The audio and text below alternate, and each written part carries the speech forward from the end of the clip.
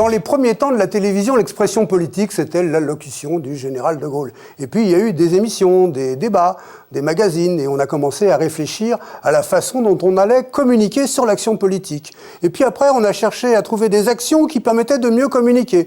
Et puis ensuite, on s'est mis, comme c'est encore le cas maintenant aujourd'hui, semble-t-il, à communiquer pour communiquer sans prêter attention à l'action qui devait suivre. Alors on n'aura pas trop de 10 minutes pour le PAF pour en parler avec notre invité.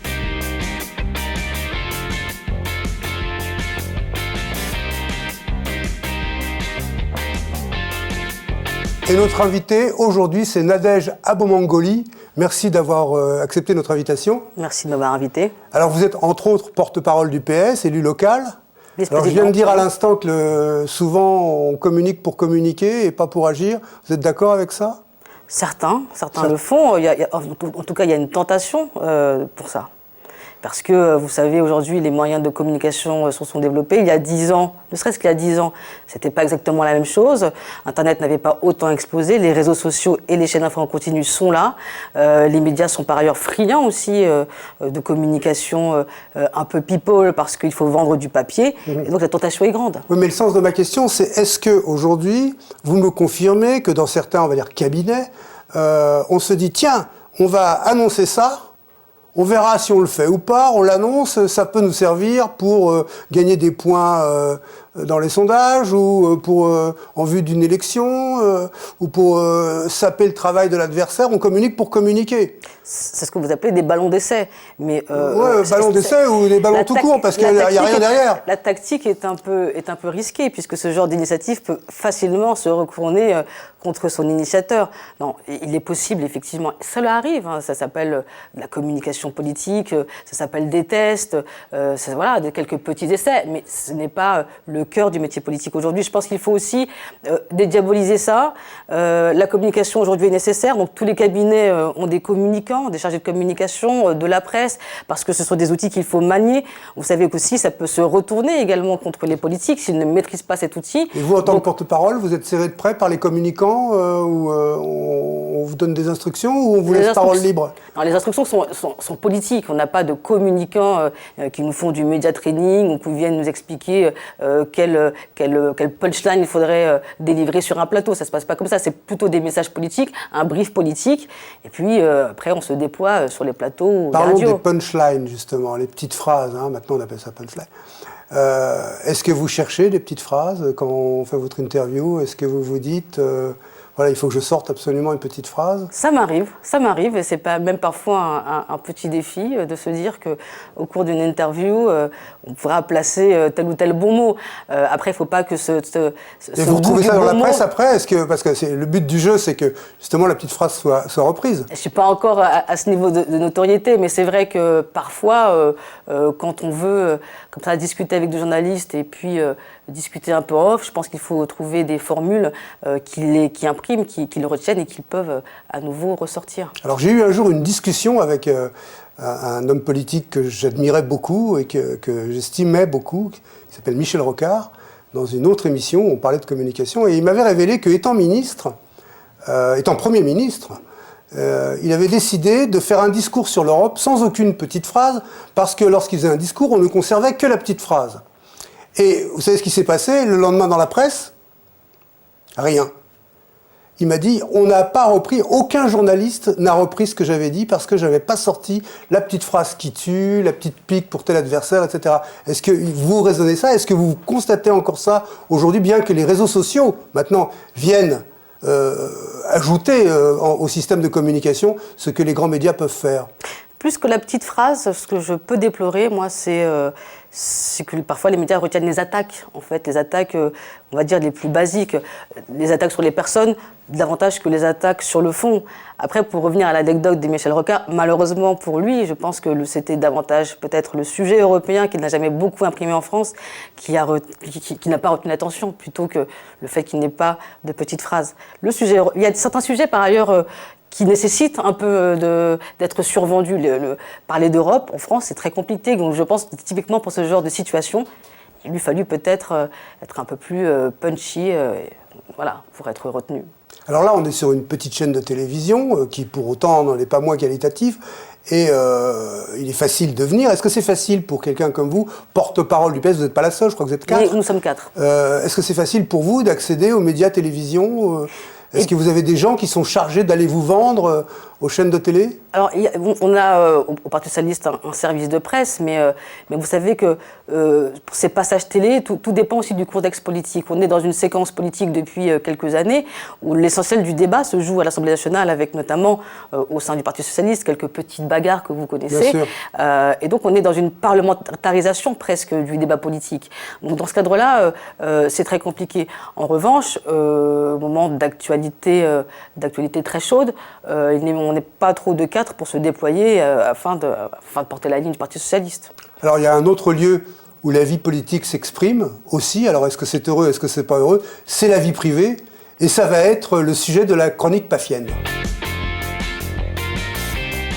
Je vous présente Laura Olivier de l'Académie audiovisuelle. Bonjour Laura, Nadège. vous allez Bonjour. nous illustrer Oui. l'instrumentalisation de la famille ou de la vie privée Oui. dans la vie politique et notamment pour Je les crois. médias. Tout à fait. On va parler d'Emmanuel Macron. Alors, vous êtes nombreux à vous demander s'il utilise cette tactique vieille comme le monde qui consiste à mettre en scène son couple. Alors déjà, à lui seul, il ne manque pas d'atouts pour faire parler de lui. Il est beau, il est charismatique, c'est un homme politique jeune et très ambitieux, mais ce qui fascine le plus les médias et le public, c'est son couple. Pourquoi ? Parce qu'il forme un couple hors norme dans le monde politique. Un couple qui fait beaucoup plus showbiz que politique, et ça, la presse adore. Alors pourquoi plus showbiz que politique ? Parce que sa femme a 25 ans de plus que lui, et pas un article sur le couple n'oublie de préciser cette différence. Alors différence qu'on retrouve par ailleurs régulièrement dans le showbiz.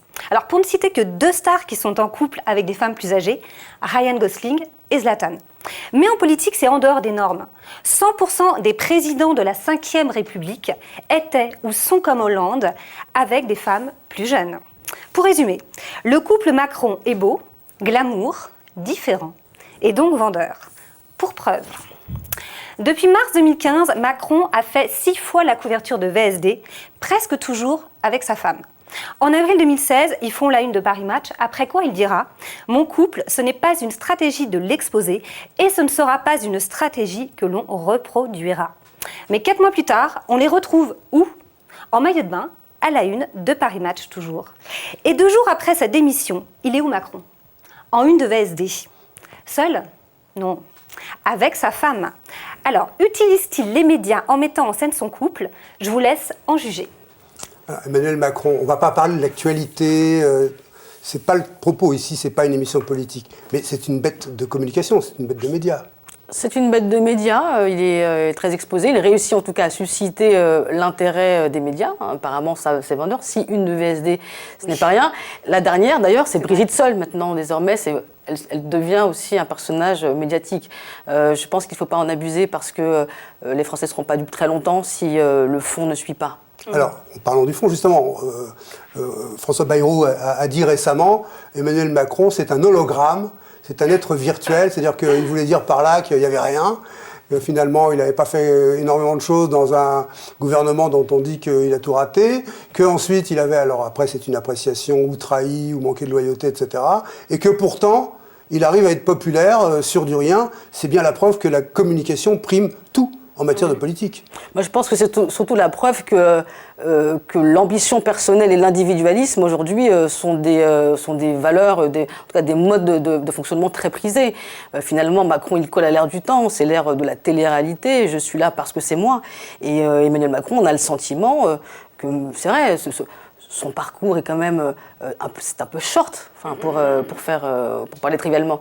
On a l'impression qu'il aime la lumière, qu'il pense que parce que cette popularité sera suffisante, je pense que par ailleurs il a des choses à développer. Je ne dis pas que c'est le néant. Pour l'instant, il n'a rien démontré.